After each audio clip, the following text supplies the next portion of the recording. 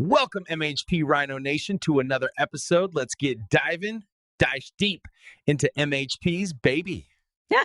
In most deals, it's pretty simple. The highest number wins, end of story. But what happens when you're in a negotiation where the seller isn't just chasing the biggest payday? Let's dive into the playbook for that exact situation. It sounds almost like a trick question, right? But it happens all the time. How do you actually structure a deal for someone whose main goal isn't profit, but something totally different? Well, winning this kind of deal all starts with understanding who you're really talking to. Okay, so we've basically got two kinds of sellers. First, there's the price seller. For them, it's all about the bottom line. But the person we're focusing on today is the retirement seller. For them, the real prize isn't top dollar. It's an easy, clean, stress-free exit. They value that peace of mind way more than squeezing every last cent out of the deal.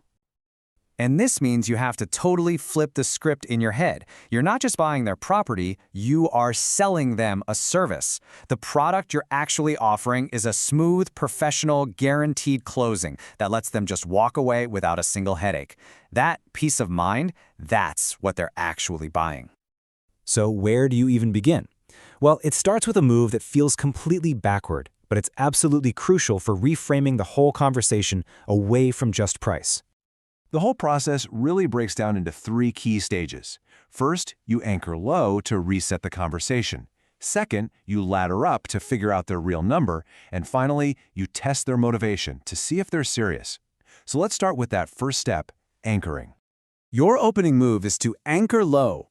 You actually present them with a seller-financed offer where the monthly check they get is less than what they're making right now. I know it sounds crazy, but you're not selling them a giant lump sum. You're selling them a transition from active, stressful work to passive, effortless income. And that single move immediately shifts the entire negotiation from price to lifestyle.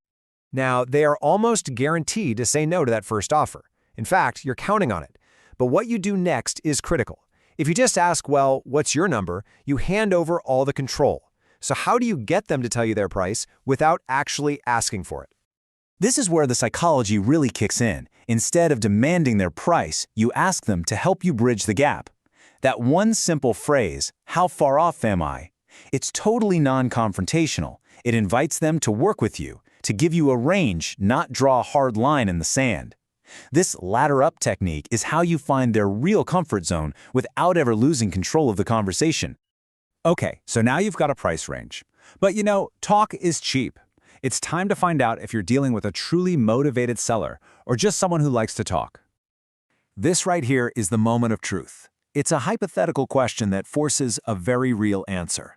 Look, I'm not asking you to sign anything, but just tell me, if we could get this whole thing done in 30 days, would you be ready to go? See, there's no pressure, but it just slices right through all the usual excuses. Their answer tells you everything you need to know. And believe me, their answer will be crystal clear. A motivated seller will give you a straight yes, or maybe a simple condition. An unmotivated seller, they'll stall. You'll hear things like, well, I need to think about it, or my funds are tied up for another month. Those are huge red flags that they aren't really ready to pull the trigger. All right, their motivation is confirmed. You're in the home stretch. Now it's time for the final phase, rebuilding the value of your offer to make sure it's bulletproof against any last-minute haggling. This technique is called value rebuilding. The idea is, instead of just giving them a number, you build this fortress of justification around it.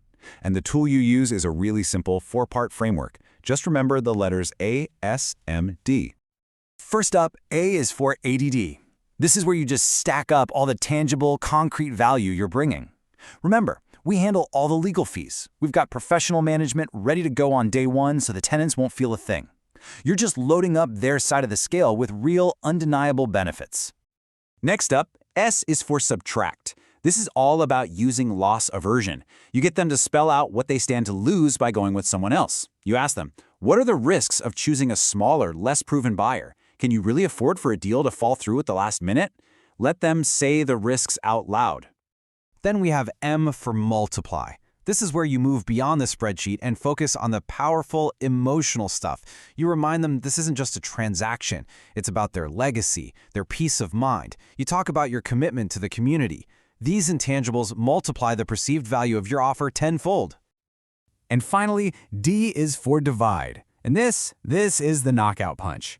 You make all that value personal by connecting it back to their single most precious resource, their time. Look, the sheer amount of time and mental energy you're going to save by not having to manage this place anymore, that's priceless. You're basically showing them the return on their decision is infinite. So when you put all of these pieces together, what's the big takeaway?